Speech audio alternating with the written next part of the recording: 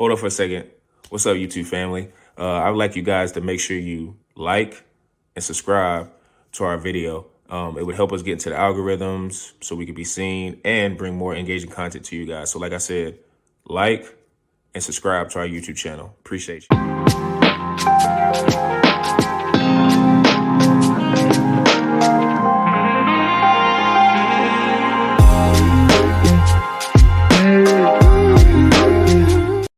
And welcome to another edition of the Pick and Downs podcast. I'm your host, per usual, Sean Tyson, here with Zhu and Peebush. How are you guys doing?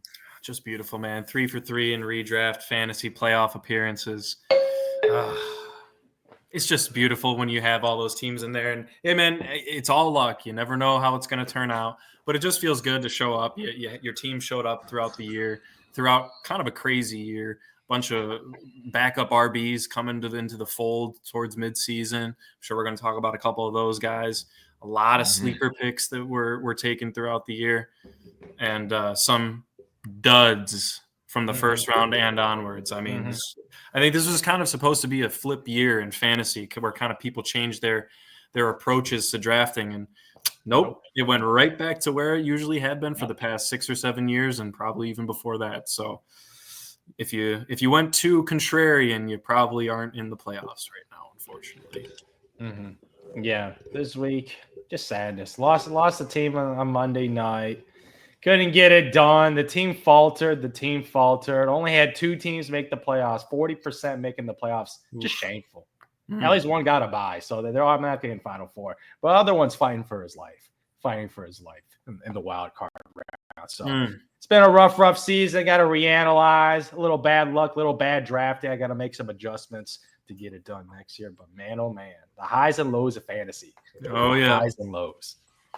That's a damn. I'll tell you, the fantasy football season, definitely the byline or the title of it could be highs and lows. Well, this year more than any, I do feel like the grizzled veterans at running back, nobody saw coming with Saquon. And, I mean, I guess Derrick Henry, but those guys had explosive years. And part of the discussion we want to start off with was fantasy MVPs. So, Peebush, who were some of the guys you were looking at or looked at and said, this guy was definitely the MVP of the fantasy year? Man, I think this should be unanimous across the board, but it's a Mr. Saquon Barkley of Philadelphia, man. I mean, you could talk about where he was drafted to where he's probably going to be 101 next year draft, maybe up there with Jamar Chase, depending on PPR, non-PPR, half-point PPR, whatever your league is. But if you don't have Saquon Barkley, or if you have Saquon Barkley, you are probably in the playoffs no matter how crappy the rest of your team. Number 1 seed, probably. Yep. I mean, unless you the thing is he was going late first round, and even in some leagues, maybe even at the turn. Depending on the size of your league. I mean, but you could look at his numbers, and I think they speak for themselves. He's already almost setting his carries record. He's, I think, 30 carries behind his record so far in his career, and he has 4 games left. 4 games left. He's easily going to crush that. He's got 1,600 yards as of week 14, 11 rushing touchdowns at 6.1 yards per carry for a guy getting 266 carries so far. And then he's got 38 catches for nearly 270 and another 2 touchdowns. So through 14 weeks, 13 games, you're talking 1,900 total yards on 300 touches and 13 touchdowns. I mean, I can't deny that the Philly O-line, you just got to draft because of that and that alone. I mean, Saquon Barkley is Saquon Barkley. But DeAndre Swift last year, he had a great season with the Eagles. Maybe not, and obviously not to the same extent.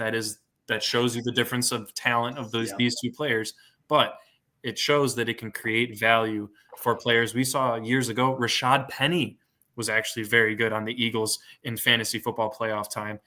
So it doesn't really matter. I remember that year. Yeah, you remember that year? Won me a championship by picking him up. Yeah, he was a great waiver wire. So, I mean, I got to go with Saquon. A couple other guys that I considered, Joe Mixon, kind of just for the value of where he went. But he did miss those handful of games with the ankle injury, so it might have affected, your season. Kind of similar with Nico Collins, I would say. Kind of just an absolute monster of a year, but missed a lot of time, went on IR for a little bit. And I think Derrick Henry speaks for himself. He's very much quieted the last couple weeks with the Ravens kind of getting in close games. a bit more. So the script isn't there for Henry, and we know that he is not really a pass catcher. So kind of considered those other two RBs.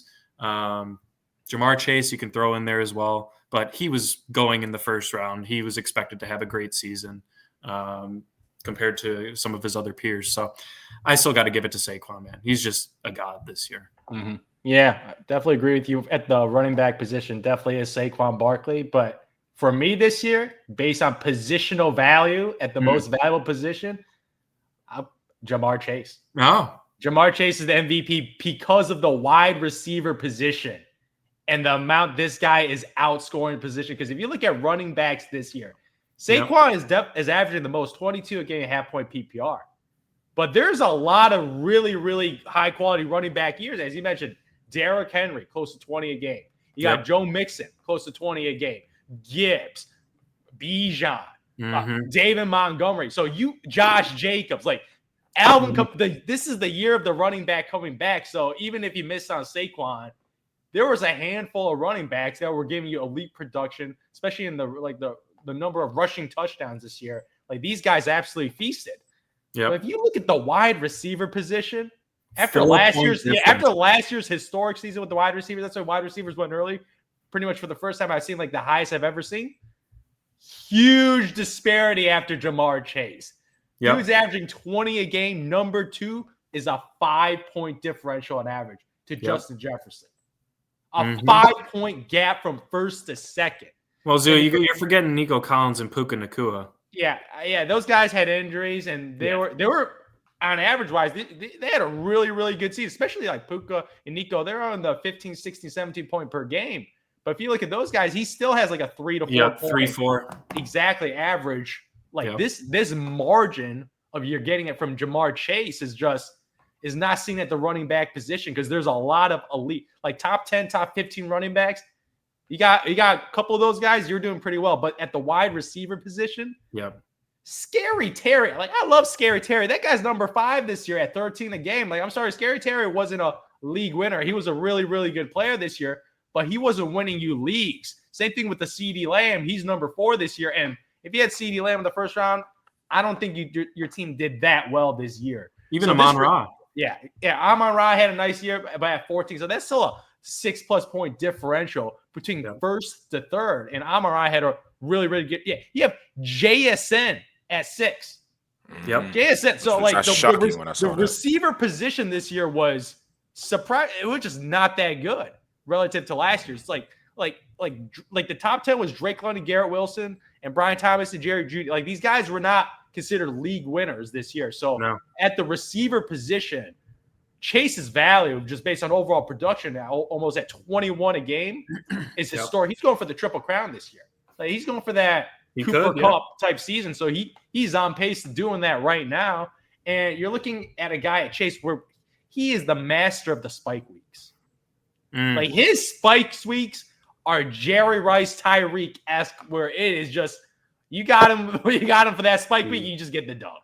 Like your team just got to show up and play. And if you got a guy dropping 38, 50, 36, 27 in a single week from the wide receiver position, you like this guy legitimately won you weeks. So like for me, I got to give it to Jamar Chase. Not gonna lie, I was kind of scared about the Bengals this year with like the whole. That's why contract.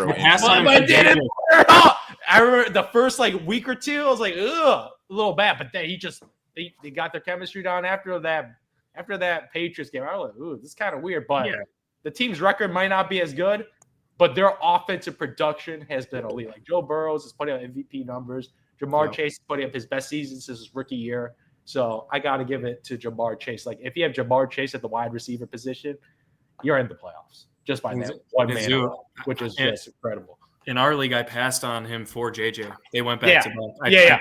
I would have done the same thing. I just wasn't there. I would have done the same thing. JJ's the consistent one. He just gives you like 15 to 16 a week, and he has a couple spikes. So Jamar is just like this. Yeah. So like his yak is ridiculous. Yeah. It's just ridiculous watching him play. Like this guy is a special talent, and he's putting up a special year. Like a couple of years back, he like missed like a decent amount of games, so he doesn't hit those high receiving yard totals that he could hit. But now this year, relatively more healthy compared to previous seasons. So yeah, for me this year based on positional value that you could have got Jamar Chase at, because you could have got Jamar Chase and got a bunch of really, really good running backs in the second, third, fourth round. So, if you had that, your team just absolutely smashed it. So I definitely agree with Chase and Barkley, like relative to, I don't think Chase fell in most drafts, but I think people were nervous because of reports of Joe Burrow's injury. And like Saquon in most standard leagues, you probably got him on the turn, possibly. So like just for the value sake, it's like that is hella value with what Saquon's putting up. But as I was going on this, because I feel like we always going to have kind of the same answer on this, I've been beating this drum a little bit about the quarterbacks and like where you should take them. And I'm just looking at the scoring for like PPR. Just in the top 10, you have Lamar Jackson, Josh Allen, Joe Burrow, Jalen Hurts, Baker Mayfield, Jaden Daniels, Sam Darnold, just in the top 10 of like highest scores. Are we just going to have to like maybe start adjusting how we look at and where we draft quarterbacks at? Like, is it always just going to be you got to take a Jamar? Like, Jamar excluding, like, of course, if Jamar is a, you have to take him. Like, he's proven consistently over the years. Don't say QB first round. I cannot go there. Allen? No. I love Josh Allen. This is my MVP, but somebody I can't in the playoffs last week, bro. Somebody that was like, I'm not making the playoffs this week. Yeah, he dropped him in the playoffs, bro. Yeah. Mm-hmm. And like, even with just, that Josh Allen high, whatever, that's a crazy week, anomaly week, right? Yeah. Greatest QB game of all time. Like, even still, bro, like, you're looking at Lamar. Joe Burrow has been going nuts. Jalen Hurts. I mean, Baker, whatever. Jaden Daniels, where you could have got him. He's going to come up with my sleepers. Like, newsflash. Like, it kind of, I get it.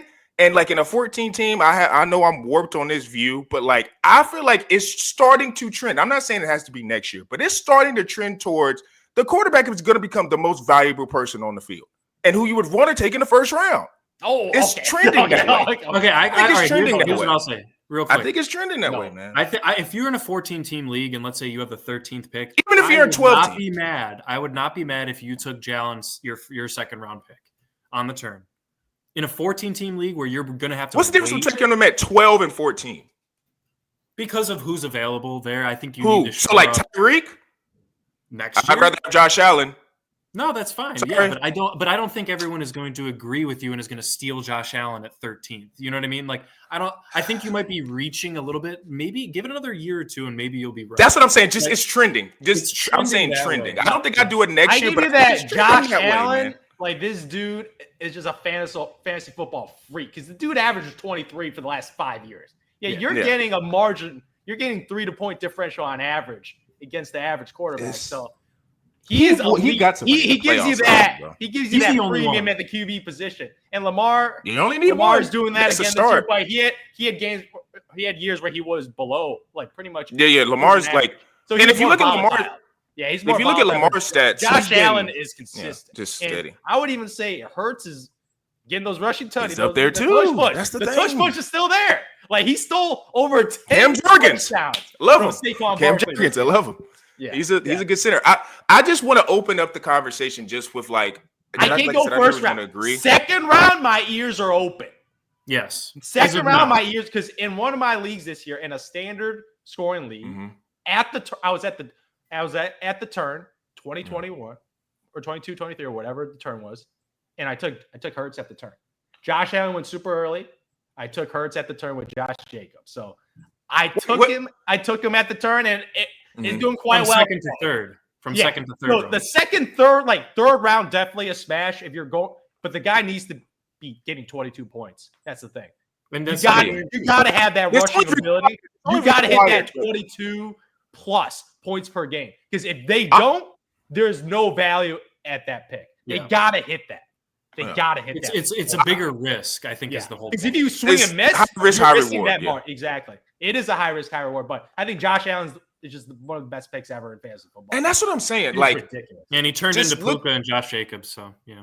Like, it just was just like when I was thinking about Josh Allen and what he was doing in the points, like in real time when I was watching the game, I was just like, oh, like this, he's going to win somebody like who was probably thinking, okay, Josh Allen's going to get me 25. Like, he got you into the playoffs if he was on the bubble. Well, you could argue, Sean, the same with Jamar Chase. For sure, but it's accepted that the receivers and the running backs, you kind of can get in the first round. But I'm like, I just feel like how the NFL is going with these quarterbacks. Like to me, it's like they have the ball in their hands all the time. And I'm not talking about which is naming those guys that were in the top 10 of scoring. I'm not speaking obviously about Baker and Jaden Daniels. We'll see. Like it's still early, but like I'm talking about, of course, Lamar, Josh, Jalen. Sure. It's like they have the high risk, high reward of where they could literally. On the lat, you could be 5-7, and they could win you the next 2 weeks if they just go nuclear. And I just feel like, especially too with who now this year's draft, like I said before, it's not as many explosive running around athletes. Because I don't think Jalen Milroe is leaving. He may, but I don't think he is. But like if you're looking at the quarterbacks that are even just in the playoffs now, like the explosive guys they're putting that are at quarterback and their ability to throw and pass, and how also to the NFL is not all this full pro style type where they just drop back 50 times a game. I just think it's trending towards there's gonna be way more athletes that, like for instance, like how I drafted this year, it didn't really work out with Anthony Richardson, but like I still had the presence of mind to take Jaden. I can just now transition to like my sleeper because we agreed on who it was for our MVPs. Jaden to me was just like, middle of the round, screw it. I watched his college tape. He's a Heisman winner. Think he's really good. We'll see. He exceeded expectations, which made the Anthony Richardson pick not as bad. So it's like, that's why it just got me in the thought process. Like next year, like I said, if I was in a standard 10-man league or whatever, or 12-man league, is like, would I take a chance on Jaden or Jalen at the turn? Maybe not. Now, Josh Allen's there. I'll probably draft him early because Josh Allen, I just feel like fantasy-wise, is going to get you to another level. God. Yeah. But it's like, it just has gotten me to thinking, like, I always try to look at different ways of how I draft. And Jaden is an example of, like, rookie quarterback, Heisman winner. I keep saying LSU guys. I know I talk about receivers a lot, but the LSU guys just period. I mean, look at Joe Burrow, look at Jaden Daniels. Like, those guys hit. So that's kind of like maybe your cheat sheet if you're going into the draft next year. Like, I wonder who's coming out of LSU. Let's see if we should take that guy. But it's like, for me, I just was like, okay, I got this guy in the middle of the round. He was able to become my starter, I think probably like after week 2 or 3, like definitely after the Tampa Bay game, he was able to become my starter. Now, did he have duds in there? Yeah, but like if you draft well enough, you can withstand 2 weeks of them not playing well if you draft well. Because on the other hand, I'm kind of talking on both sides of my mouth because you can't always depend on your quarterback to just win you every week. I just think with these quarterbacks that can really run and have design runs, I just think they're a cheat code because they can get these rushing touchdowns and passing touchdowns, which, so Jamar Chase can do that in a Debo. When Debo, that too is like, Debo's another one healthy. Yeah, like when Debo is healthy, like he's one of those guys too. He can get rushing touchdowns, he can get receiving touchdowns. He just is so versatile. So the quarterback always has the ball in his hands. And I feel like where it's trending, not saying you should do it next year, but where it's trending is I want to draft a guy high that has the ball in his hand every play. And could at any moment take a 60-yard run or at any moment throw a 60-yard dime. I just think that's invaluable. But Jaden for me was one of the guys, like I said, I got in the mid to late draft, and I was able to start him after week 2 and rode him into the playoffs. So it's like I'm very proud of how I drafted with him, and I was excited when I saw I was able to draft him. And just a shout out, I think David Montgomery is so slept on. And if you see where he's positioned with any running backs, like he's in between Joe Mixon and Kyron Williams, who everybody talked about as RB1s. Everybody in the fantasy community who plays fantasy for real knows David Montgomery's good, but I don't feel like he gets talked about as an RB1. No. And he played with those guys. Now, I get Gibbs is on his team, and Gibbs is way more versatile. And maybe next year Gibbs will even go to a crazier level, and maybe David Montgomery stays on the same plane as what he's doing now. But even if he just stays how he's playing now, he's an RB1. And you could have got him, what, at least in our draft, our 14-team draft, he went 4th round. 8th round. So he went 5th, 6th, 7th, maybe 8th in some. I got him in 8th. Yeah. It was a huge range you get David Montgomery. Yeah. So people were scared of Gibbs. Yeah, the carries, I get it, but considering who their head coach is, it's kind of like he's a smash mouth. Yeah, smash mouth guy. So I just had to give him a shout out. I love the Monty shout out because so productive, so efficient in the goal line. Because some guys just have a nose. It reminds me of Zeke back in the day. Like some people have a nose for the end zone. Yep. And some people just Mixon don't. this year. Some Yep. people just don't. Like Joe Mixon's another one. Just have a nose for when they get in the 1-2 because like James a guy, Conner. Yeah, James Conner. Like there's certain guys just get in the end zone, and then there's certain guys like a Tony Kamara. Pollard or a Brees Hall. Even Kamara, Zoo. They don't. They He's just good at don't. finding They're his own explosive. Or even a guy I love, Bijan. He gets stuffed a lot of times. Like some Yeah. guys just aren't good in the red zone, and when you got an Gibbs. offensive line like that on the Detroit Lions. Yeah. Is one of the most beautiful offenses. They get in the red zone, boom, just touchdown every single time. They take turns. They legit one possession, Monty scores, next position, Gibbs score. They take turns getting touchdowns.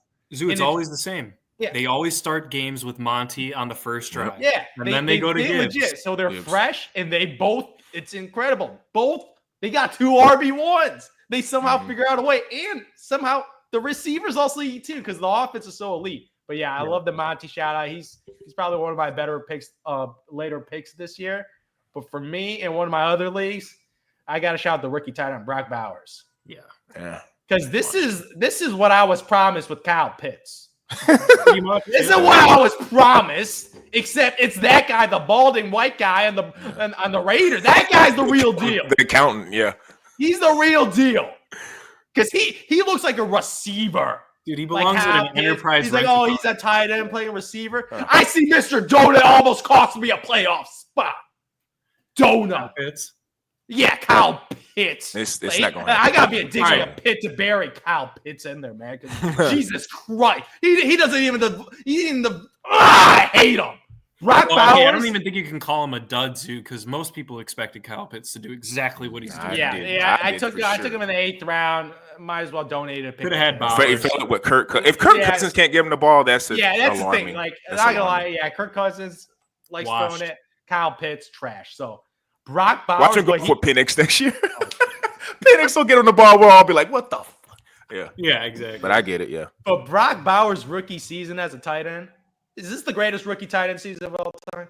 For sure. Yeah. Sam Laporta last year was like, oh wow. But he got like a bunch of tutties. But this guy like tutties are definitely more variable, as we can see. Mr. Laporta did not follow up that sophomore year with a terrific season. But Brock Bowers with that QB situation, Oh, like Jesus, like Gardner Minshew, Aiden McConnell, like I don't know what the dysfunctional organization. They were getting a QB upgrade they're drafting a QB this year, so hopefully that's a definite upgrade over the guys they previously had. And the dude's got almost 1,000 yards already and 4 touchdowns. I'm like, Brock Bowers and his ability to be that yak guy, because he got that yak ability. He gets the ball and he likes running it. Like so, like we're watching it slowly, but Kelsey is finally passing the torch, because this year I love Kelsey. Like I want to see it a year where Kelsey doesn't look like Kelsey. Kelsey just sometimes has those games where he just doesn't really do anything. No. And like he still got Mahomes throwing the ball, but he just doesn't look like the same guy now. Brock Bowers is taking the throne as that tight end one, which is something I would never say, because I'm a huge Kelsey fan. But Brock Bowers is taking that. The thing is, I don't want people to get too excited and take this dude in the first round. Like, let's take it easy now. I'm just highlighting that this guy is tight end 1 and should be tight end 1. Like maybe some Trey McBride guys out there. I love Trey McBride. That guy's a definition of reception. I'll wait for McBride if people are overdrafting Bowers. That's the thing. But Brock Bowers, if you take him the first round, it's not going to be pretty. No. If you take him in the second round, I'm warning you, don't take him in the second round. Yeah. I know you're going to be itching. I know a lot of people are going to be itching, especially if they have pre-draft rankings like, oh, I get Brock Bowers 50. No. The based on the position is very volatile. If it's the third round, okay, maybe. That's where Laporta went. Yeah, exactly. That's where Laporta went. But I think Brock Bowers is way better than Laporta. Yes. Laporta just got a bunch of touchdowns last And he doesn't have – and it's going to be a pass-first offense in Vegas. It's going to be a bad team, down, pass-heavy offense. Only him and Jacoby Myers. It's only him and Jacoby. Exactly. So, Brock Bowers, I think he's that third-round guy. But this year, I remember, I was like, this guy's a rookie, first-round pick, all-time prospect, going pretty late. I got him in the 10th round in a 12-team league. Yep. So, getting those late-round values this year, Brock Bowers is that late-round. Like, he's tight end 1 this year. Yeah. Tight end 1. Yeah, him and Kittle. Yeah, Kittle got banged up, so he missed a couple of games. Brock Bowers is the most consistent based on staying healthy and production-wise on just a really bad team. And I'm telling you, Bowers, wow, this guy's the real deal. Kittle might be kind of on the tail end too. I just get that feeling just with all the injuries that he's literally in a car crash almost every single week. And the way he plays is very aggressive. And I just think that the Kelsey Kittle, it's going to be Bowers McBride kind of going forward. And then, you know what? I get a little Mark Andrews, Sam Laporta vibes, man. Kind of inconsistency with seasons. It's going to be really hard to predict Sam Laporta going forward. Yeah. Because we know they have Amon-Ra locked up. They have Jamison Williams. They still and in the red zone, they like running it in. Exactly. And like, why not? When you have a hit rate of scoring every single let's time. be completely honest. How much longer is Jared Goff going to be able to be at the helm of this team? And they're going to have to start over with a quarterback in a couple of years. So something to consider. Not, for next year, I'm sure Goff will still be there and be fine. But if you're in Dynasty, it's something to consider when it comes to the tight end position. So, yeah, man, sleepers at Brock Bowers was one of mine. Jaden Daniels, I did mention as well. I got him in the 11th round. Yeah, in the 12-team league for Jaden Daniels. Yeah, he was going at that elite value because we knew about the upside. Like, Sean, you told me about that deep ball of his. I saw it all this year. So those are the deep values that were there for the picking, and they were sexy because they're rookies. I'm going to go with there's two RBs that I want to highlight. One of the guys, a little bit up in the air as of right now, but man, if you got J.K. Dobbins, you were set to make the playoffs this year. He was great value coming in. A lot of people drafted Gus Edwards ahead of him, and I don't blame you. He was coming off 3 major injuries. I personally had been screwed by him in Dynasty, but I bit the bullet. And I drafted him, and it paid off for me. Now he's missing the playoffs, so I'm not going to choose him as my main sleeper MVP. But he could be back if you do make it to the championship game. I think he comes off IR for that. So if you made it this far and you can squeak by and maybe you even got a bye and you only have to play 1 playoff game without Dobbins and then he comes back for the championship, that could be huge for you. But sleeper MVP, some people I saw were talking about Josh Jacobs. He was still a pretty highly drafted running back. And so I'm not really going to talk about him. I'm going to talk about a running back, man, that has come on with a force the last 5 or 6 weeks, and that's Chase Brown. He might be a league winner right now because, I think a lot of people, kind of similar to the Dobbins and Gus Edwards, a lot of people were taking Zach Moss ahead of Chase Brown. Yep. And, I understand that in hindsight because Zach Moss did have monster games with the Colts last year. A lot of people remember that. Got a nice contract. But Chase Brown was kind of the young guy that, he was kind of the a bit of a Dobbins to Gus Edwards. I'm just going to make that same exact comparison, but no injuries for Chase Brown, right? He didn't have that history. And if you got him in the last 5 or 6 weeks, really since I'd say probably about week 8, I don't have his numbers all right in front of me, but I know Zach Moss went on IR kind of towards the early mid part of the season. And from that point on, this is Chase Brown's backfield, and it will be going forward for the Cincinnati Bengals offense.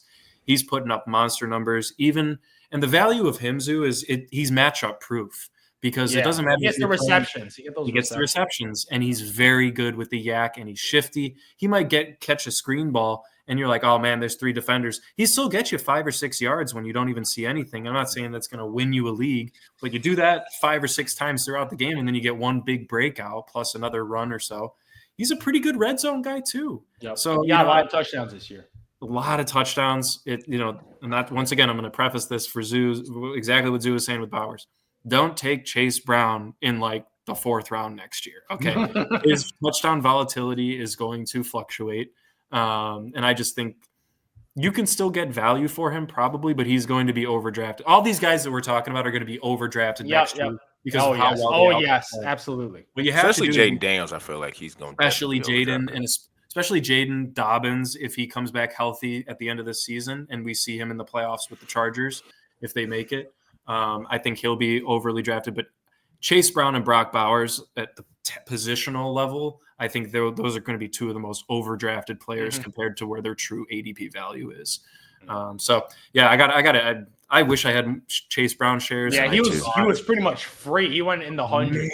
And I think every single one of my drafts, I was like, Zach Moss or Chase Brown. I seen Zach Moss start. I'm going to take him. And then you're like, I'm going to stay away from one of these. Because we knew that Bengals offense was going to be good. So the odds were people were throwing darts on seeing which running backs gets the cheap little touchdowns. But it took the Zach Moss injury, and Chase Brown definitely took his job. And he almost has 10 touchdowns already. He has 9 touchdowns this year.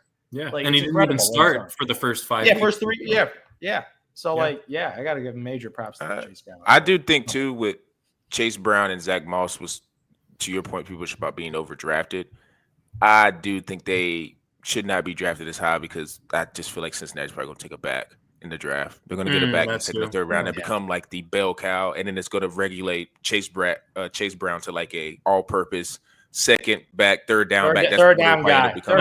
And then it's like what the value is to be Rob. That's what I'm picturing right now. Yeah. Like kind of an Eckler Washington version. Eckler, not prime Chargers. Okay.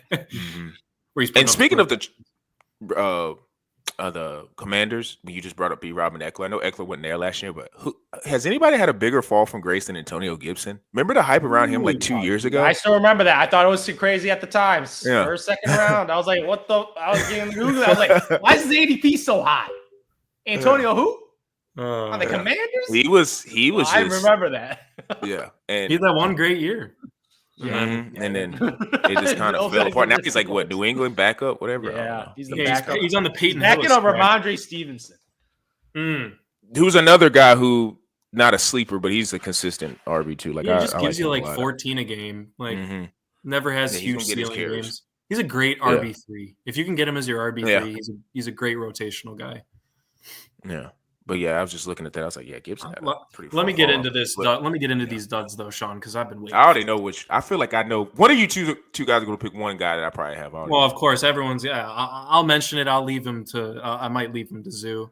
Marvin Harrison Jr. I think the most overdrafted player, but Zhu, I'll save it for you. So I'm going to talk about a guy. I'm going to talk about a guy that was a first round pick, and I mean, just has not done anything this year. And there are a couple guys that are in here. I thought about Tyreek. Yep. But he has come back to form the last couple weeks, and that's when you need him. He's been really productive. So if you somehow survive to make it into the playoffs, that was very hard. Exactly. Then that was very hard. Then if you have him for the playoffs, or maybe you trade, you feel good right now with him in the playoffs. He might kick up. He and Matua right now are clicking. Yeah, and if you bought him low, which I almost did. I did. I got a shout out to trade. I got a shout out to trade I made recently, or a couple weeks ago. This is when Tyreek was just giving you 10 points a week. Yeah. I traded DJ Moore for Tyreek Hill. Because Caleb was and that got me into the playoffs because the 26-point game pushed me in. That's a sleeper. Because he was frustrated with Tyreek just doing nothing. Yeah. But I mean, then you could talk to the guys that took him number one overall. And I'm dead. Screwed you. Right? You're dead. Portion of it, though. You're dead. But the guy that I truly want to highlight is Breece Hall. I mean, we got to talk about this Jets offense. To be honest, look, he was going probably top 4 usually. No, he was going top 3. Top 3. Well, it depends on your league. 4. People took CD and Tyreek. They might have sprinkled in CMC. That's true. CMC, Bijan, Breece Hall. He was a consensus top 5 pick. Top 5 pick, consensus. And if you were in a full point PPR, he might have been the first RB off the board based on last year. So, looking at his numbers, man, he's down for the second year in a row in yards per carry, down to 4.2 yards per carry. He's got less than 700 yards rushing this year. Now, he does have 400 receiving. That's a solid metric. If he was producing in the running game, having 400 receiving yards is also a great compliment for an RB1. But he's only got, 5 touchdowns? 5 total touchdowns. That is nowhere near the ROI that you need from a top 5 pick. No. And if you're hoping, maybe, the Jets offense has actually been starting to move a little bit. They got Garrett Wilson and Devontae Adams involved as of lately. Maybe you're thinking, I got Breece. I snuck into the playoffs. I just don't think he has I think he has a bleak outlook for even the last couple games heading into the fantasy playoffs. Braylon Allen, Isaiah Davis, Isaiah Davis looked pretty good. They both looked good. They both were carrying well. They both received well. They're doing what Breece Hall did and really more efficiently. So I'm not saying Breece is a bust, but where you took him this year, he's going to be. He was a bust. If you drafted Breece Hall in the first round, those teams, you needed someone else to come save you. You really did. You needed to somehow get Saquon or, get Derrick Henry in the second round. Yes, he's the savior. Or if you got Mixon, things like that. And so it was possible for you to make it out with Breece Hall draft pick. But if you said, I got my RB1, I ain't drafting any more RBs, Eric, then you are screwed. So, I just think and here's the thing. I think he's going to be a great value pick next year. Yeah. Great value pick. And it depends. I'm going to monitor the Rodgers situation, whatever they decide to do. If they go with the quarterback, it could be very interesting if this offense kind of gets shaken up. we'll have to see. But be tentative with Breece Hall, but don't just completely write him off for the future. He's still an extremely talented player, does have some injury issues. And this just was not the Jets here. The locker room issues, the coaching change issues, the GM issues. This was just a year to stay away from the Jets. You're lucky if you did.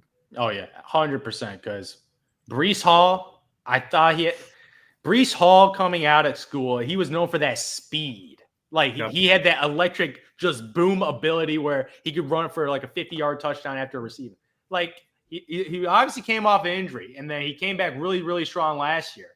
But this year, I watched a lot of Jets games because I had a lot of Breece Hall shares. I had 2 shares of him. There were a couple times he does this crazy run, and then someone catches up at the end and stops it for the touchdown. So, like, that explosionness, I don't think it's 100% fully there from the guy where he's just breaking out and just speeding in for a touchdown when he gets a nice receiving yards. And from watching a lot of Jets this year, it was painful. It was very, very painful. The goal line, I love Breece. He's not a goal line guy. He's not that guaranteed goal. He's not that guaranteed goal line. You get him the ball, 1st and 2, you get it in. Like, he got stuffed a bunch of times. And then sometimes Braylon Allen came in and just took one. I'm just like, oh my gosh, like, is this happening? Yeah.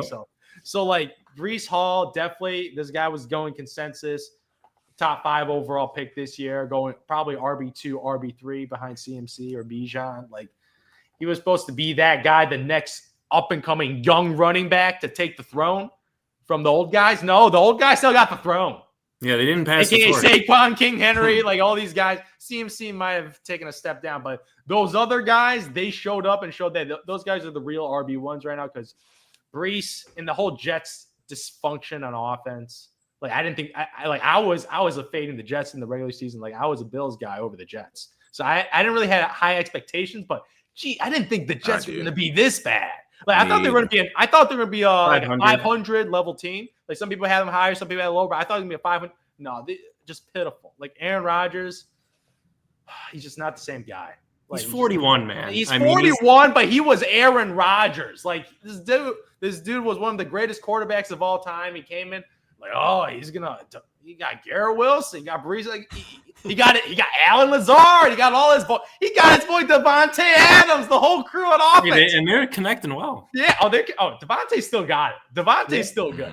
But imagine all these weapons, but Aaron Rodgers, and I don't know if it's the coaching or him as like him orchestrating this Nathaniel Hackett offense. He got demoted. Like, this offense was just so dysfunctional.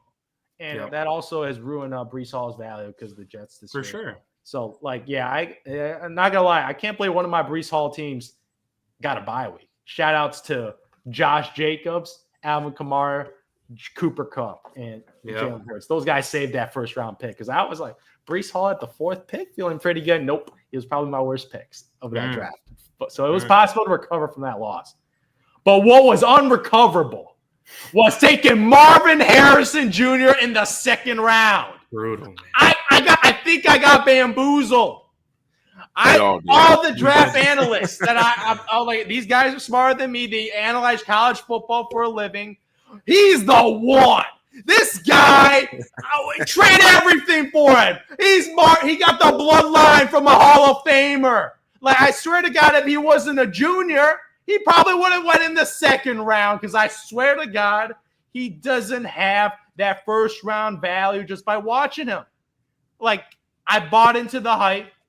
I believed in the name a little too much. Like, with a name like Marvin Harrison Jr., MHJ, and the Cardinal was K1 and Kyler Murray. I was like, woo, they're going to be cooking this year. No, absolutely not.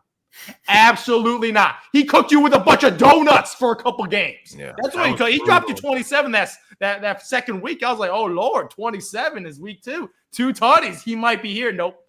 Volatility is the biggest thing with this guy. This guy sunk you multiple weeks. Zhu, this the only save in my MHJ team. I was lucky to take Brian Thomas Jr. in late rounds. He was the savior. Mm-hmm. He's the savior. If you look at this year's receiving crop, obviously Malik Neighbors looked better. Yeah. Ladd McConkey, he had a terrific season this year. Ladd McConkey. So I'm like, Rome might even have as many touchdowns. Roman turned up with the new just firing the offensive coordinator. Rome Odunze has got a couple touchdowns last couple games. So I'm not going to put him there because I think Marvin Harrison and Rome very lopsided season. But I don't know if I'm missing any receivers in mind this rookie year. Well, Brian Thomas, I think.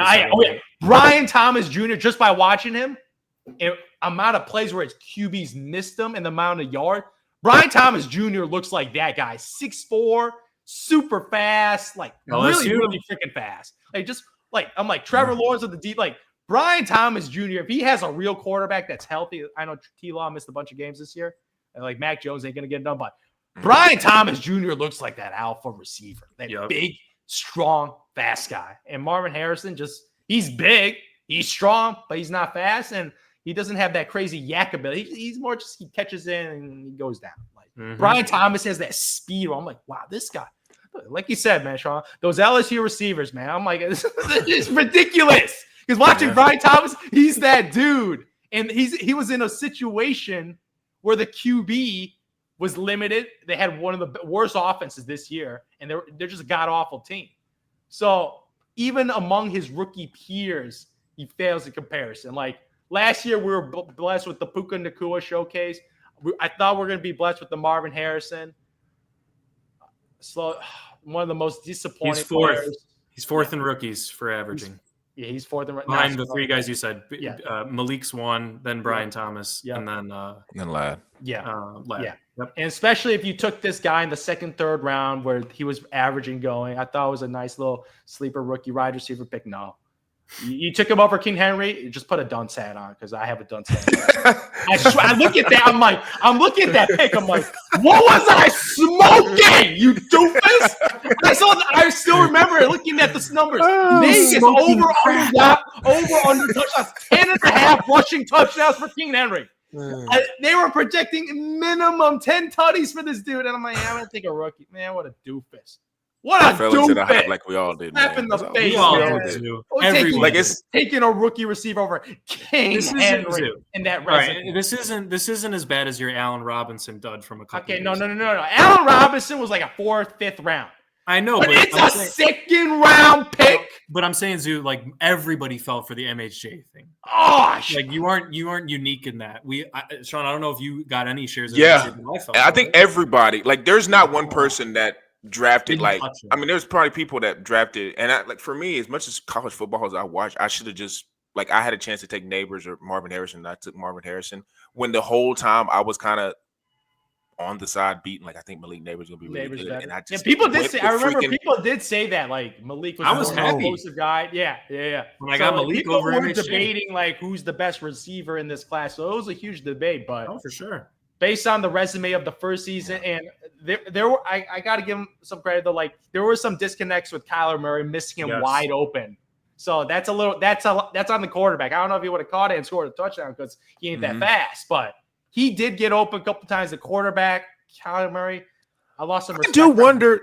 Now that you bring up Kyler, I do wonder if maybe I don't know the situation if Marvin would have went to I don't know, a competent, if he would have got a Justin Herbert, right? Yeah. Would he have been a little bit better? Because I do think Kyler at times does a lot of backyard stuff. And this is why I think Trey McBride, outside of him just being really, really good, I think the reason why Trey McBride is successful because he's closer to the line of scrimmage. He's in that middle of the field. And when Kyler is kind of running around playing hard football, he's just whatever. He's scanning. He could just find McBride because he's kind of closer near towards him versus Marvin is outside the numbers. Yeah, Marvin, because they use them straight up as an X receiver.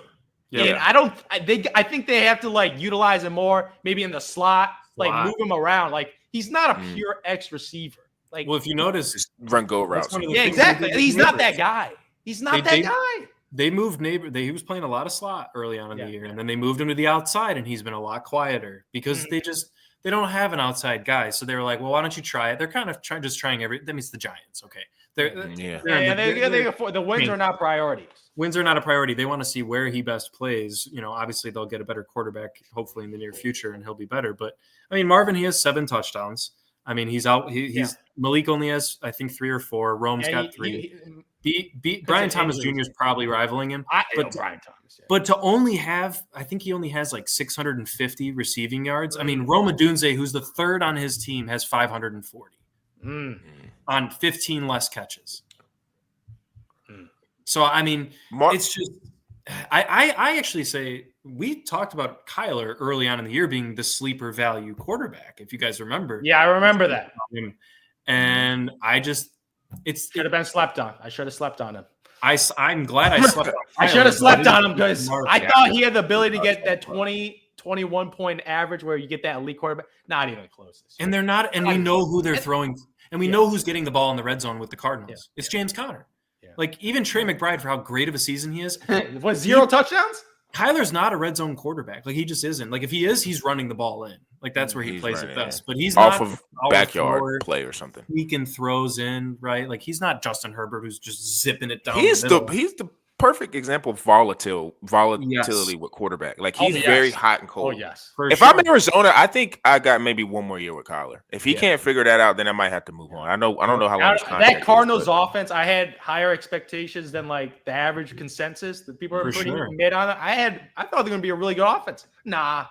They were the Seahawks made them look. They just whooped them, man. I know. Up and down. Embarrassing. Dude, Geno Smith is going to win that division. Jeez. I hate Geno Smith. God, but here you go. If you give Geno Smith, I know he has DK Metcalf, JSN, man. Oh, JSN he's coming out. Quietly, he's going to be a great player. But reception guy. I know we want to do better. Ohio State receiver. But but JSN also ran a 40. To me, at receiver more than any other position, like that 40 is super important because, like you said, the person that you're going against more times than not, all those corners are running sub 4.4s. Yeah, they're quick. So getting separation is what matters at that position. And unless, like, even if you just talk about his father, maybe, like, I don't know how elite of an athlete his father was, but Peyton Manning was throwing him the ball. So, like, Peyton Manning was probably, in all intents and purposes, putting the ball in spots to where Marvin Harrison can get yak and do things to where he becomes a Hall of Fame receiver. One of the best route runners of all time. Yeah. And he had probably some of the best balance and footwork of anybody of all time. Yeah. Like, his sideline play was one of the best ever. And he had Peyton throwing him the ball, but you got to remember that Peyton was one of the worst rookie quarterbacks of all time. And you could tell that Marvin and him put the work in together. And it also helped that he had Reggie Wayne to take away some parts of coverage towards the middle and latter half of his career. So he wasn't getting double teamed. Because let's be honest, is Michael Wilson really garnering that much attention away? I know McBride, but that's a completely different coverage on McBride versus Marvin Harrison Jr. So, I mean, maybe they need to get a second. Maybe it's the quarterback. Maybe it's his inability to get separation. I don't know. But I don't think you can – watch him. He's going to go in the 4th, 5th round next year, and he's just – That's the thing. Marvin – Like, he might have some – because I think the ability with Marvin's – I think he'd get a lot of touchdowns in a year. Yeah. If he's given, like, pretty much the Mike Evans, like, one-on-one coverage and just go jump ball, go get it. I think he has high touchdown upside, but like the yak after catching, I just don't see it. No, maybe he's a poor-man Devontae. Yeah, I just. He's got to figure out how to get to Houston. That's where he had his best years with CJ. Maybe that'll help him. I don't know. I don't think I would. I wouldn't make that trade if I was Houston. Yeah, no, because Nico Collins. Oh, he got that yak. Yeah, he got that yak. He's really big and really fast. Marvin just doesn't got yak. He don't got yak for some reason. Yeah. I agree with all you guys. Are like Marvin was my main one. Brees was second because I drafted. Yeah, both of those on one team. Good luck. Yeah. You know what's crazy? I actually had both of them on my 14-team league, and I still made the playoffs. But that's just because I'm a monster. Who saved? I'm a monster. Well, Jaden. I would say Jaden saved him. Who else?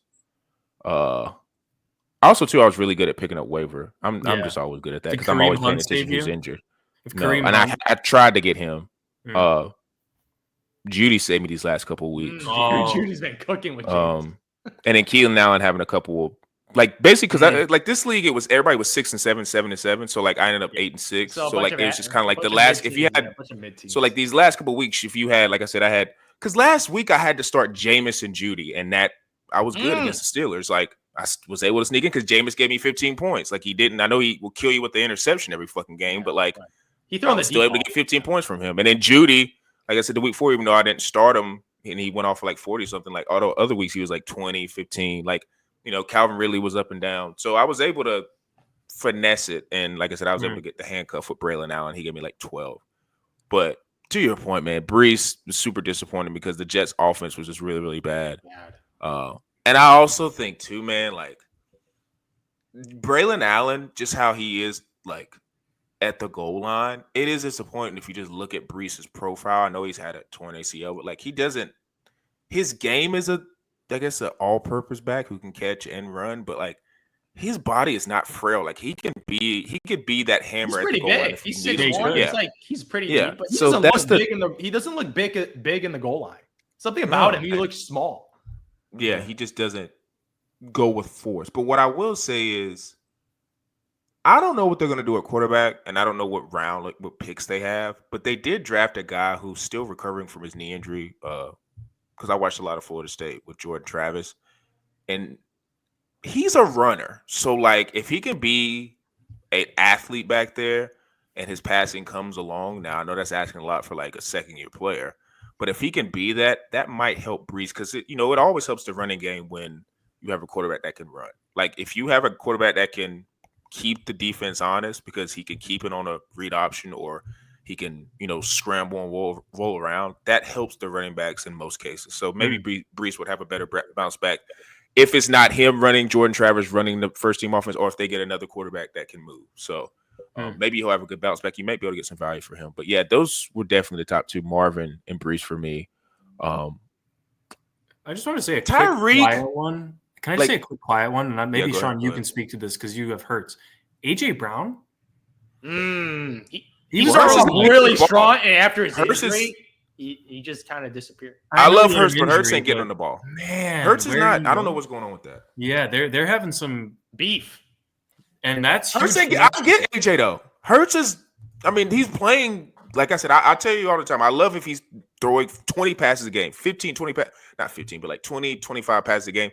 I'm cool with Hurts and like 1 or 2 touchdowns.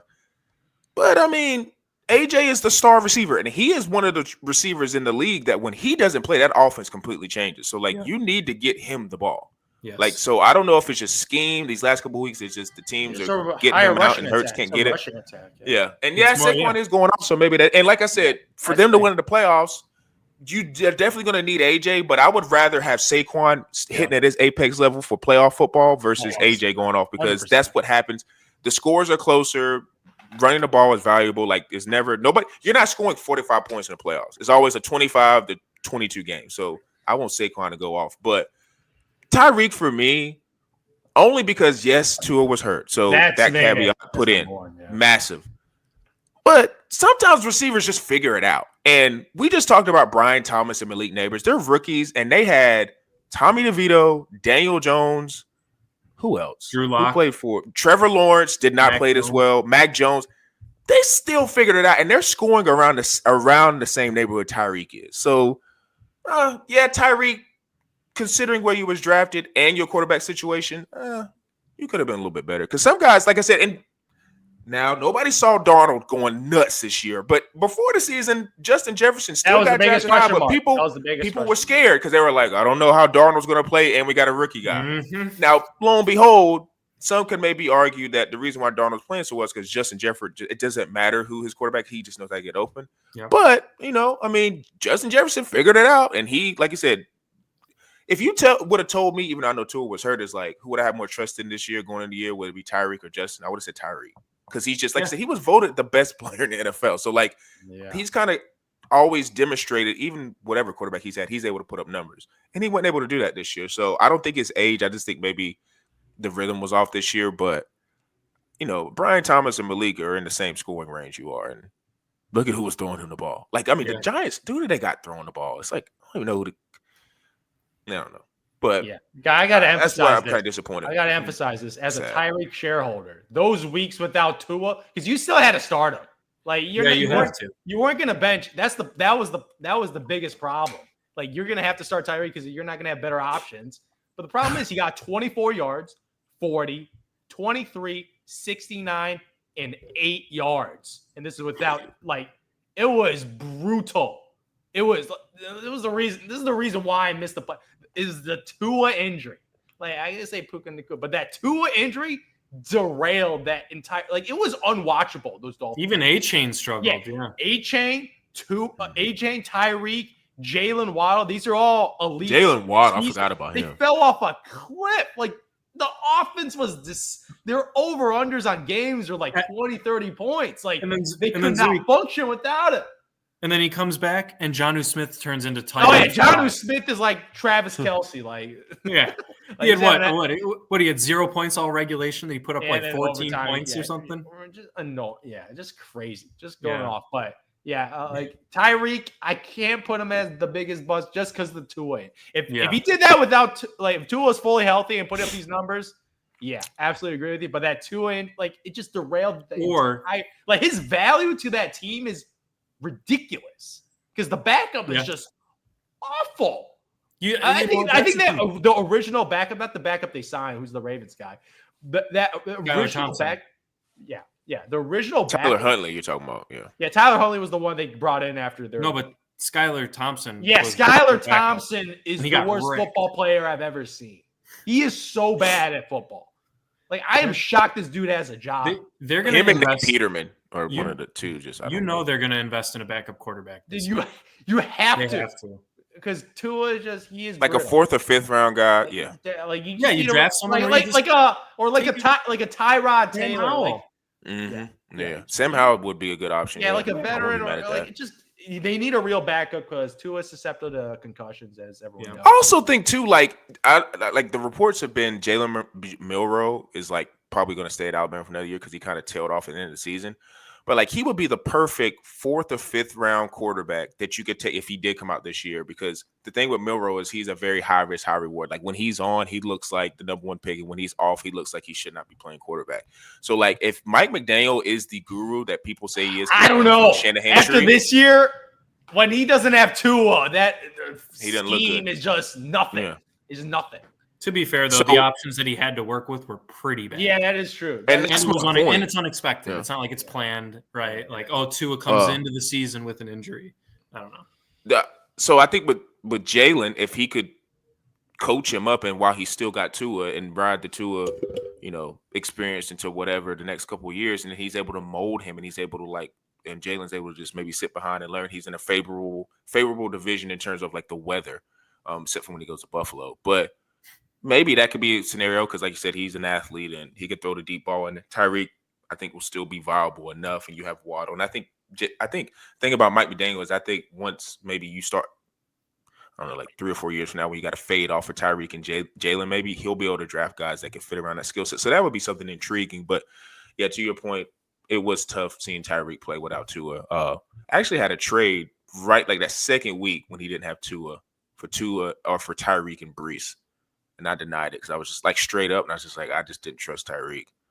Like Brees was at least, even though Brees was a buzz considered where he had, like I was. He started off pretty strong. He started off pretty well. Yeah, he was scoring touchdowns. And I would still get 15. Like he had maybe like 2 weeks where it was like 6 and 7, but like he still was getting me like 12, 15. And it's like as long as you're scoring something, like you're not. I've accepted that you're not an RB1, but like you're at least giving me flex numbers. So. Yeah. Fantasy is super frustrating to me. I feel like it's a crapshoot, especially when it comes to scoring and when it comes to players outperforming ADP or whatever. But something that's also frustrating is bets, which I'm about to get into. There is no nobility in poverty. I have been a rich man and I have been a poor man, and I choose rich every fucking time.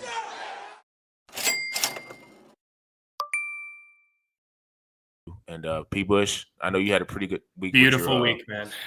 Addison, who was it? Addison and who? Addison and Darnold stacked, man. But the winner stacked all 3. So he paid up for Justin Jefferson as well. I decided to pay up at Kamara. So I 5X'd my entries because I had Addison, Mooney in every single lineup, and they both just absolutely popped off for their value. Mooney went off too. Yeah. And Tyrone Tracy with that touchdown was a huge save in that Saints game. Kamara did bring it down, but I would have won big money if Brock Bowers didn't have just an absolute. He had a dud. He was a dud game against such a prime matchup in Tampa Bay. I understand Aiden O'Connell got hurt, and I do think looking forward, I think Desmond Ridder is probably a better option for Brock and for Jacoby Myers, just because he can move around in the pocket a bit more and he can actually extend plays. Not saying he's a good quarterback, but compared to Aiden O'Connell, he can move around a bit more. So yeah, that Bowers play, I just wish I would have gone with Njoku. Njoku would have been a good one, but it's hard to pass out Bowers this year, and he's pretty much being priced at a above average wide receiver at the same level at which some wide receivers are being priced at. So that was the one that kind of held me back from big money. But this week, man, there's a lot of interesting games. Funny enough, I think one of the best potential value games that you can find is, I know Will Levis is out potentially with an injury, and Mason Rudolph is going to be coming in and playing. I'm not saying this is my major stack, but Calvin Ridley cooked with Mason Rudolph at the helm because he started slinging it. And we know Cincinnati's defense is abysmal. They made Cooper Rush in the first half look like a solid quarterback last night. And CeeDee Lamb, I know he quieted down in the second half, but he got things going against the Cincy defense. So I think Calvin Ridley's a pretty solid play this week. If you want to go big or go home and play a Mason Rudolph and Calvin Ridley stack, then you can probably get some damn good players in to complement them. But I'm going to go with a guy we were just talking about, man. I think this is a great game, potentially high scoring. Dolphins, Texans, man. That could be a fantastic matchup. Yeah. Tua. I'm going with a Tua double stack with Waddle and Tyreek Hill. Because not A-Chain, huh? Nah. Because here's the thing. I know Stroud has not gotten the big game yet this year. And they're faltering a little bit. And I'm not saying they're going to lose the division, but I think they're up maybe 2 games, 3 games on the Colts. You can't play around with that. This is a game that they need to win, but also the Dolphins have to win this game. So I think it's going to be pretty competitive. I'm pretty sure it's in a dome situation down in Houston. Yes, it's Houston. That's perfect for Tua. Don't have to worry about any winter weather. And I really just think that the top-level quarterbacks, they either have pretty tough matchups this week, or they're just like Josh Allen is being priced so high, and you can't even get value pairing him with Shakir anymore because Shakir is at a solid, respectable 6,000 now, which is actually more expensive than Marvin Harrison Jr. for people that are wondering. But so I got Tua with the double stack with Tyreek and Waddle, which means I kind of got to bring it back very cheap for a third wide receiver. I actually like Devon Vele on the Broncos. He's kind of second guy behind Cortland Sutton. Against the Colts, I just think they're going to throw the ball. Even if he gives you 10 to 12 points, he is getting ROI on that, doubling his salary value. Running backs this week, Derrick Henry against the Giants is just licking your chops, man. I mean, you want to play him, but at $8,300, you're not going to be able to get a solid second star if you want to play him. So I'm going to stay away from Derrick Henry, but he's great. Braylon, we were just talking about him. If Brees is out again, Braylon against the Jaguars could be very interesting. Probably will get some goal line. But I really like B-Rob this week against New Orleans. No Derek Carr. This could be a blowout game. Very run-heavy script for B-Rob. And then I do like a guy, Zhu, that you quietly drafted this year. Or maybe you traded for him. I don't remember. But he's had a couple really good games in a row. Rico Dowdle, man. He's getting a lot. I do have a lot of Rico Dowdle for some reason. South Carolina. I do have a lot of Rico. He's playing the Panthers, man. So, I mean, I'm not saying, hey, the Panthers have been playing a lot better as of late, but they're tough out now. This is a relatively, I would say, even game, actually, between a Dak-less Cowboys and a semi-rising Carolina Panthers team where Bryce Young's actually looking pretty darn good. So I like the Rico play, kind of going cheaper on the RBs. Tight end, man, tough position because you're either paying up heavy for McBride, Kittle, or Bowers, or you're playing a guessing game. But I think the guessing game that I'm willing to play is David Njoku.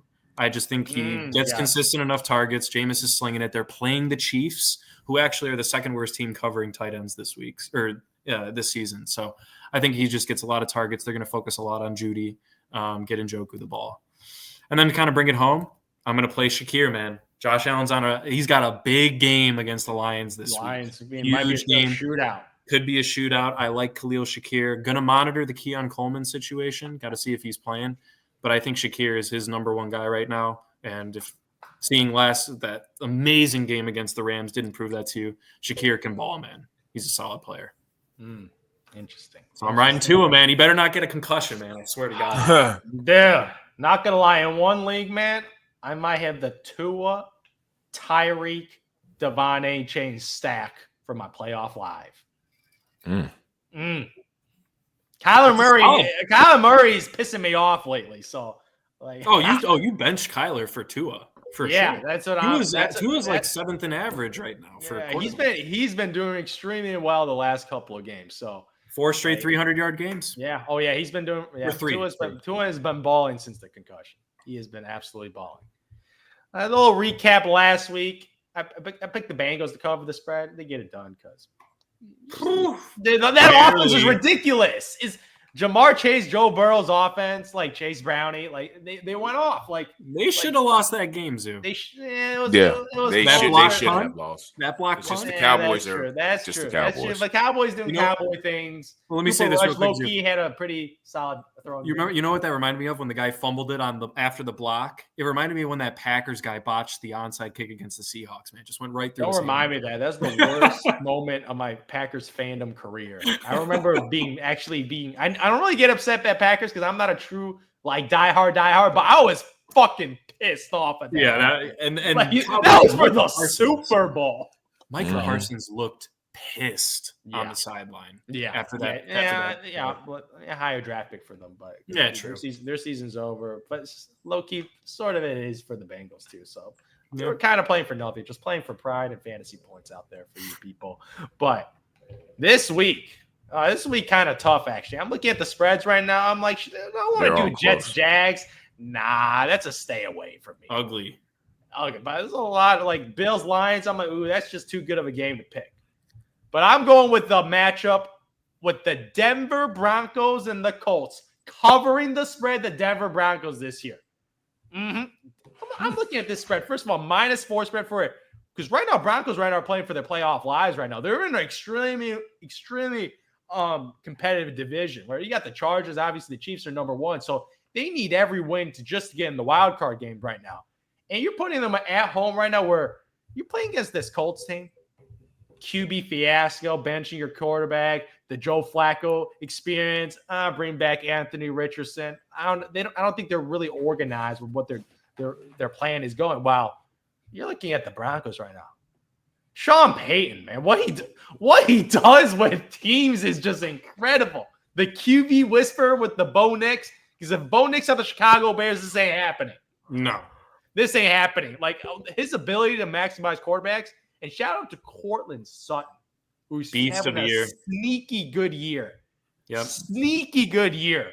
Oh, with Bo Nix and their defense. And obviously the defense can speak for itself. Like been the last couple of years, like Denver Broncos defense has been completely elite against Anthony Richardson, which is prone to turnover.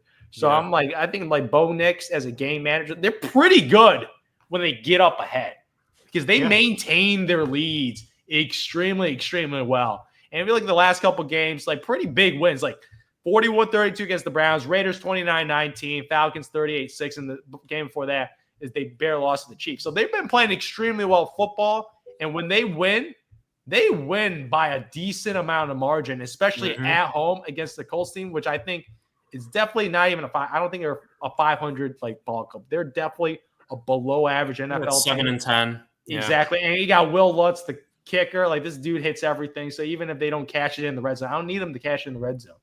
I just need to beat this team by 4 points right now to get it done. So for me, I'm taking the better team with the better coach against this team at home, and it's only 4 points. I would have loved it at 3, but I might sweat out for a field goal. But Denver Broncos have been beating teams by a sizable margin for the last couple of weeks. So I'm going to have a Bo Nix lineup, Zoo. I got one already set with Sutton. Shout out to Cortland Sutton and Bo Nix because they've been producing. They've been producing. So I got to shout out to Sean Payton offense of getting it done against a mediocre Colts team, -4. It's following the points. Yeah. Sean Payton is a guru. And he I said, I know Russell's doing well with the Steelers, but I think he kind of saw how Russell just wasn't a great fit. And the system. When he came in, he kind of made that known. I feel like that year he kind of just sabotaged the entire season just so he could get to a point where he did the first round quarterback. Now looking at hindsight's 2020, but I just feel like he sabotaged that season just to get rid of Russell and put him somewhere where he could have a better fit with Mike Tomlin, who's more of a culture guy and who can rally the troops. And like I said, Russell, for all his flaws, he definitely is a guy who you would want to rally behind. He just seems like a decent dude. So it felt like it was a win-win for the Steelers and the Broncos. But just to recap my last week, I got screwed on both. Jared Goff was down. I'm sorry, he was down. Like whatever, I know technically, whatever, he didn't get touched, but I feel like he was down. And then they proceeded to kick the field goal because I feel like the Packers, even though if they would have got the ball back, they had to drive the field. I was feeling really good because Josh Jacobs was going off, Jordan Love was playing okay, and I thought they were going to be able to squeak that game out. So I did get that money line. And keep betting against the Chiefs and keep getting burnt, man. This time got freaking burnt by Doink. That should have went. I'm telling you, it's destiny, man. It's destiny in these close games. I don't know how they keep getting it done. It's just like regression to the mean. Hopefully, that's what I'm saying. That is not. I pray to God. I believe in regression to the mean. I swear to God, if they don't get it done in their first game of the playoffs after a bye week, man, win zero playoff. To Bo Nix, they're gonna lose to Bo Nix. He's never. Oh God, that would be a freaking. Oh God, that would. That would be a low scoring game. So I would. He's Bo Nix pulling a Tebow in his rookie year. He would just throwing a slant route to whoever that was and just go. Runs it all the way. Yeah, would not be shocked if that happened because, like I said, the regression has happened. But I got burnt on both of those money lines. It's like you said, it's tit for tat, but it happened. So this week, like I said, Zhu was bringing up. There's a lot of close games and close spreads. One that I will not put any money on, and I don't advise you to bet, but 14.5 is a massive number for the Giants and Ravens. So, like, if you want to teeter around on that, you can. If you want to add it to a parlay, I'm not adding it to mine, but 14.5 is a massive spread. That's just crazy. And I just feel like even teams, there could be really, really bad teams in the NFL, but it's just like, are they 14.5 points bad? This is a national in college. Yeah, for sure. So, one game I'm looking at, I think people, you brought it up. Texans and Dolphins. The Texans are comfortably still going to win that division, but I do think they need to kind of kick up their offense and just the team overall and start winning some games, some statement games to like maybe have some momentum going into the playoffs. So I do think that is important. CJ's been kind of, I guess you would say, regression to the mean, but it's only been 1 year. But he's kind of played okay. He hasn't played like a Superman. Tank Dell, whatever. I mean, I know he had a rough offseason, but with Stephon not being there, we kind of going to need him to step up. Nico's a dude. Yeah. But I think Houston being at home, they could get the Dolphins, even though the Dolphins are going to be super desperate because they kind of basically went out. I do think Houston has a chance to win this game. So I like them money line. And the one other game I had as like another money line pick, Tampa Bay. With Atlanta free falling and Tampa Bay, you know, I can't remember who they played last week. Who was it that they played?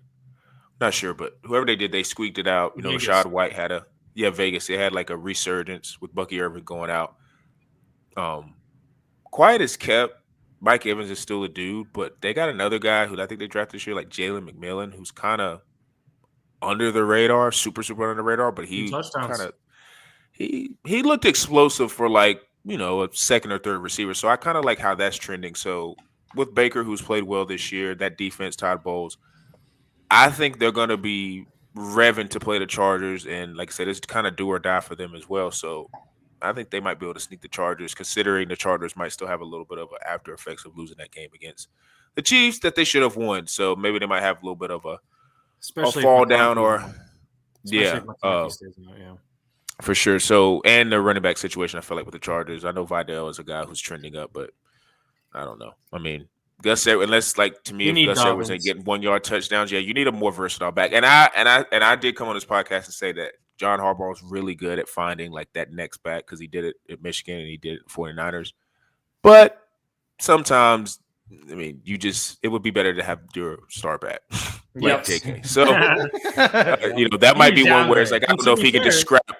And to be fair, they still almost beat the Chiefs without him. They did. And I also think, too, a lot of this that I need to shout out, too, is their defense. The Chargers' defense has been a little underrated this year. I think they kind of got thrown out because Khalil and Joe and all them guys have kind of whatever. But, like, they played well this year. And that's one thing I got to give Harbaugh credit is he just knows how to he knows how to coach football. He knows how to get the right guys. Because if you look at this team last year, they just looked dead at every position except for Herbert. Camaraderie. So it's like, the camaraderie. Yeah, he's got them playing as a team. So that's, I guess, that's what a lot of franchises can use a Harbaugh. Like he legit turned out that entire program after the dysfunction with Stanley. Yeah, I'll say this at the part because we've gone long, but Harbaugh's a guy who likes to. he's into that. He's a rah-rah guy. He's like Tomlin, but like Tomlin has been in the leagues for so long, we can't take advantage. But it's like the same kind of mold. It's like he's a in your face. He knows how to instill the culture, and if you get a good culture, that means the guy's going to play for you and play well. So he's an older version of Dan Campbell. I'll just say that he's kind of the Robert. Dan's the same way. Yeah, just he hires well, and he's going to instill a culture of toughness. Because at the end of the day, this is a sport that's built on tough guys. So it's like if you got tough guys in your locker room, you're going to win a lot of games. It's just how it is. So yeah, that's what I'm gonna go with though. Houston and what was I just say? Tampa. Yeah, money line on both of those. You can combine those or you can just do them separate, whatever. But yeah, that's gonna wrap it up for this week. Like I said, we did our little fantasy breakdown of our ups and downs with that. Football season is wrapping up. The playoffs will be coming through. So make sure you guys are tuned in to Tyson Talks _ for Instagram, YouTube, Quantro Knows, Apple, Spotify. Give us a 5-star review when you do listen to us on those channels so we get in the algorithms. And for me, Zhu and P. Bush, we are out.